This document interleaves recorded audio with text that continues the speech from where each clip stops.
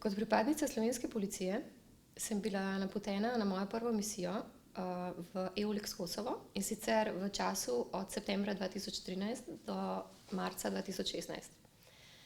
Zakaj se ljudje odločamo za delovanje v neki mirovni misiji oziroma operaciji? Razlogi so različni.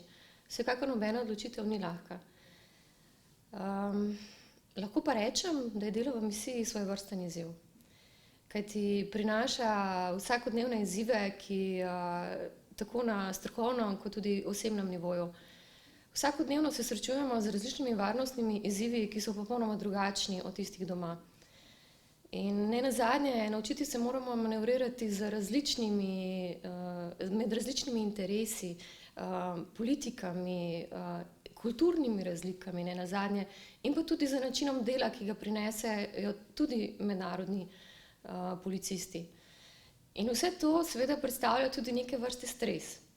Ampak ne glede na to, da včasih pride tudi razočaranja, ker si mogoče v prvi misiji predstavljamo, kako bomo rešili svet in podobno, na koncu dneva, ko potegnemo črto, se splača vztrajati. Splača se ostati na tej poti, za katero smo se odločili, kajti moramo se zavedati, da delujemo za ljudi na tem postkonfliktnem območju oziroma konfliktnem območju.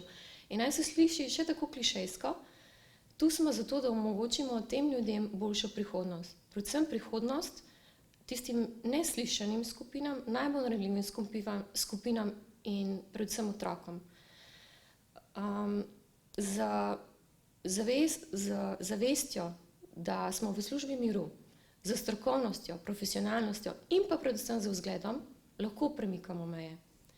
In glede na pomembnost sporočila Resolucije Združenih narodov 1325 in vseh ostalih dokumentov, ki urejajo področje žensk, miru in varnosti, je veliko še prostora za napredek.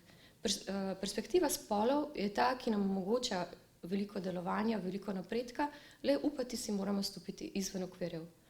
Zato pozivam vse ženske, ne glede na to, ali so policistke ali ne, da se pridružijo na tej poti mirovništva, kajti vsi skupaj, ne glede na spol, lahko pripeljemo do sprememb.